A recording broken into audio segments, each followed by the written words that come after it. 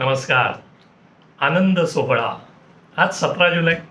माझ्या लघुलेख लेखनाला 7 वर्ष पूर्ण होत आहेत आणि यूट्यूब प्रसारण सुरू करून 2 वर्ष. साहजिकच आहे, आनंद वाटतोय मला. तोही 7 वर्ष पूर्ण झाली म्हणून 7 स्वर्गापार का? तर त्याचं उत्तर मात्र नाही. अहो, मध्यमवर्गीय माणसाचा आनंद आणि त्याचा सोहळा सुद्धा माफकच.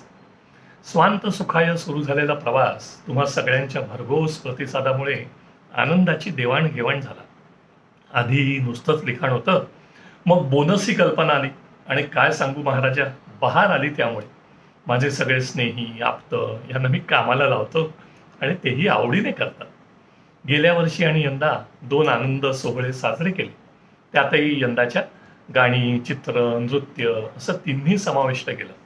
एका अभिप्रायात लिहिल्याप्रमाणे मी एकटा काही साजरं करूच शकत नाही आणि आनंद तर नक्कीच शतगुणित होतो वाटल्याने. तर यंदाच्या सोहळ्याला अनेक जण आवर्जून उपस्थित राहिले. का? तर बोनस दाते भेटतील म्हणून. इतकं महत्त्वाचं स्थान त्यांनी पटकावलंय. पण याहूनही महत्त्वाचे आपण सारे रसिक वाचक आणि प्रेक्षक आवर्जून प्रतिसाद देतात. छान वाटतं.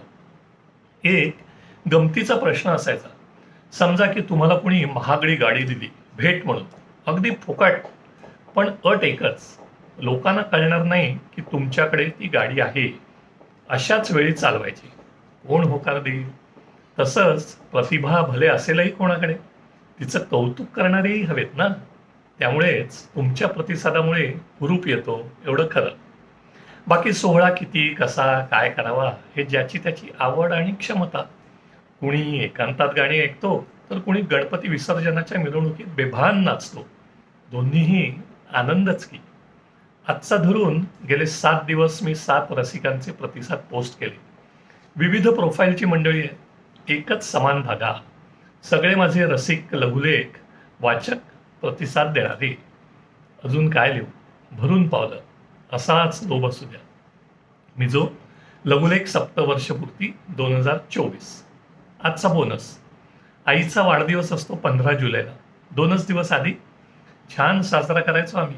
शेवटची काही वर्ष आईला शुगर होती थोडी, पण तरी त्या दिवशी मात्र तिच्या आवडीचा मेनू विणा आवर्जून करायची.